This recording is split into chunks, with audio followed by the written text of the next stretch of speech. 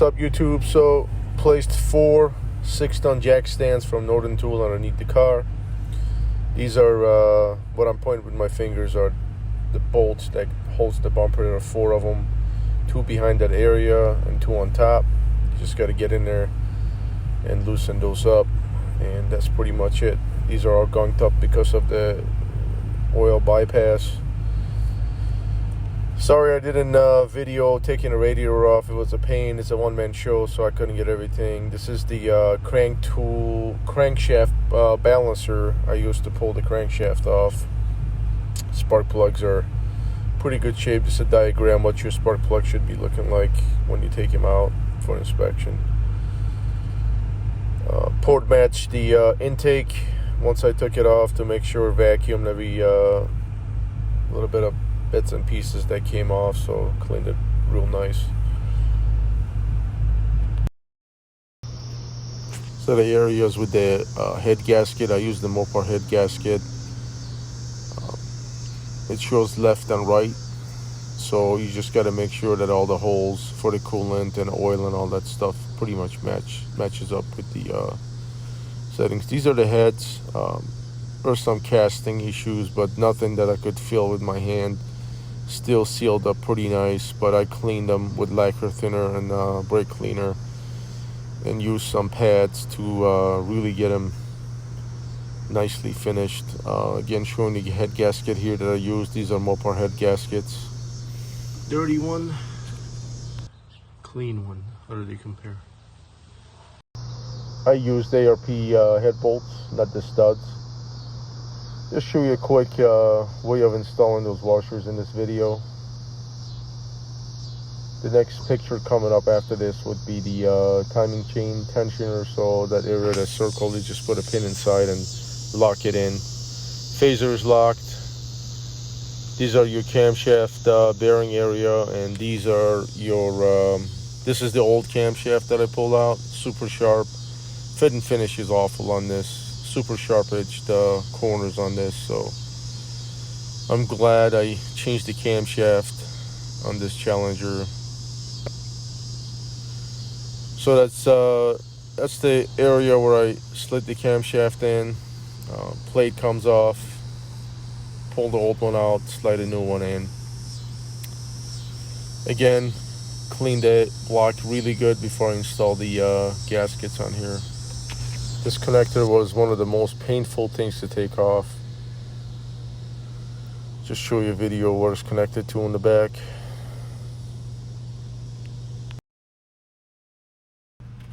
Mopar fans, Chrysler made it super easy to time. Crankshaft is at 2. Phaser is at 12 o'clock. Hash marks are marked with a blue marker. Piston number 6 up, number 1 up. It's timed properly to remove the camshaft.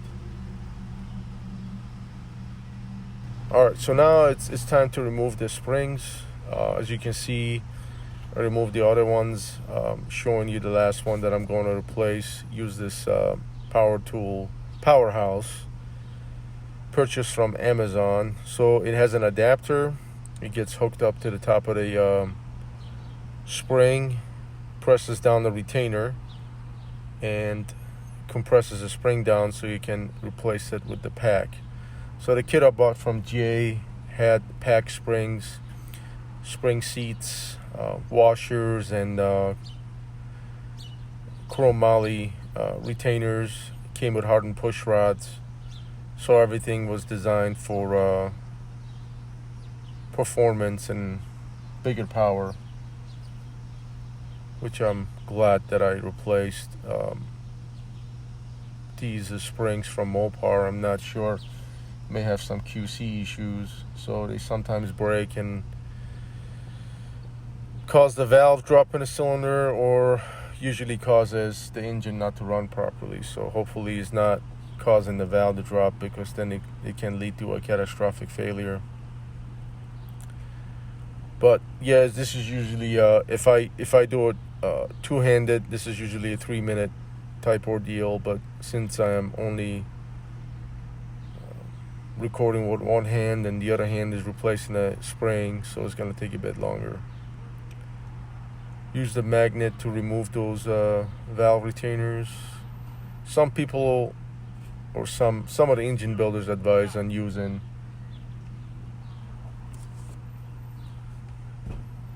titanium retainers for the valves, but I just went with the factory ones, so it hasn't caused any issues for me in the past.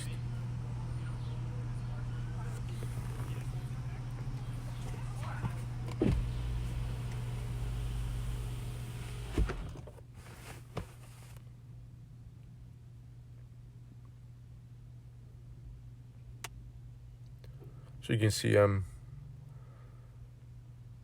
removing the valve. There's a little shim that goes on top of the area where the spring,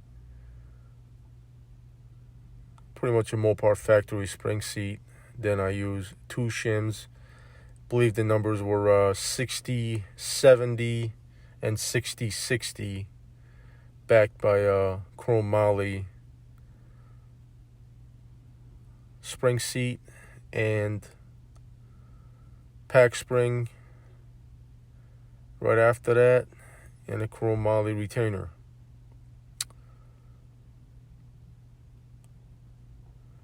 Alright, then the adapter goes on, and I apologize for the bad angle here. I was just recording with one hand. So then I depress the spring down and use some assembly glue to get that thing tied down or pressed on.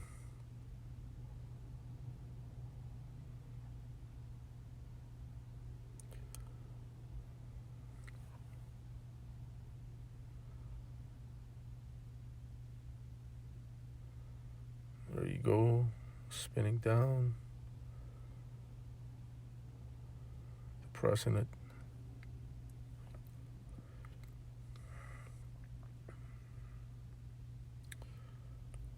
So now at this stage I will use some CAMMED assembly glue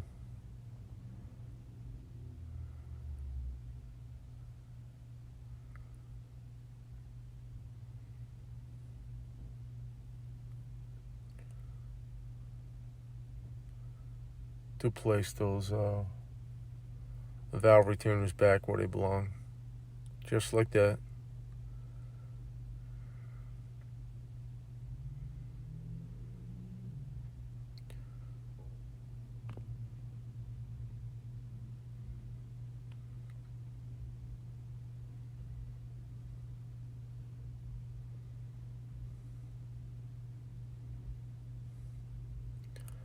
Second one will be going in shortly here.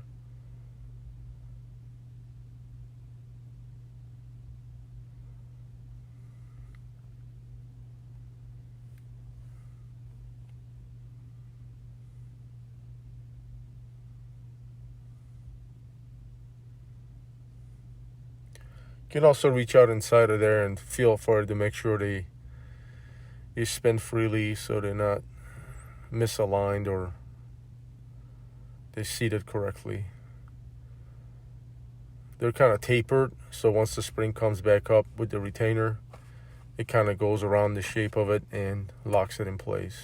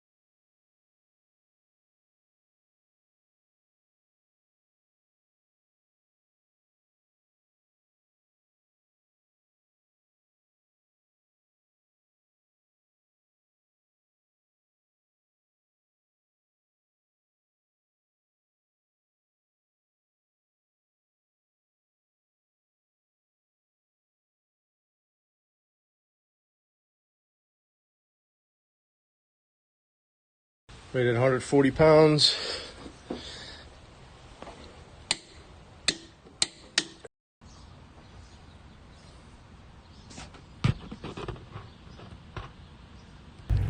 All right, so the head bolts are torqued down to 35, 70, and 100 pounds.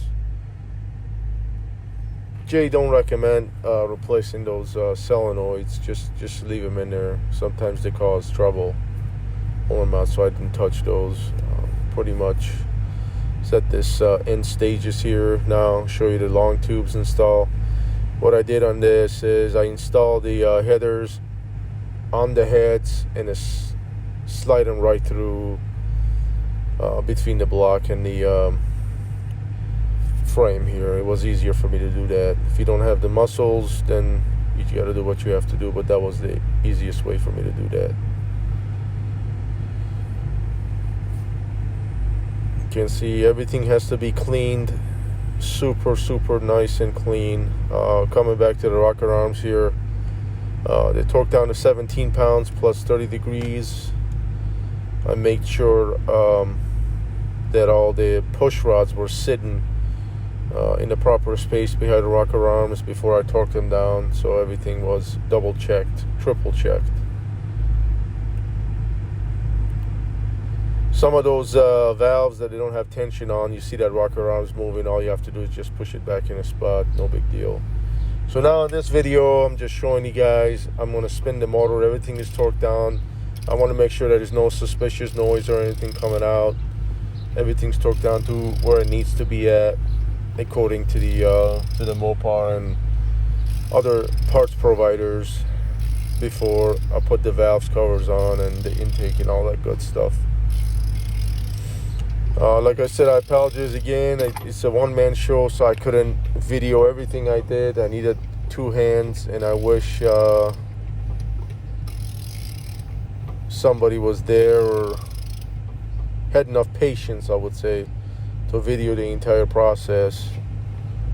But I had to work a full-time job, so this car was sitting on the stand for several days before I finished this work.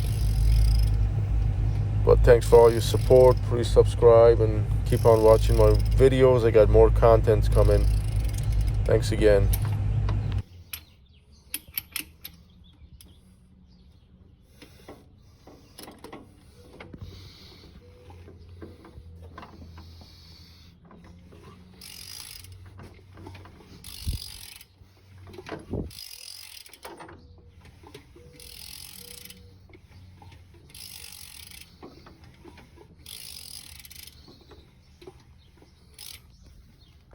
All right, final day. Everything is back together. Radiator was filled up, ready to go. Now we're firing it up. Everything looks really nice. No suspicious noise or misfiring or anything. Everything spins the way it should be.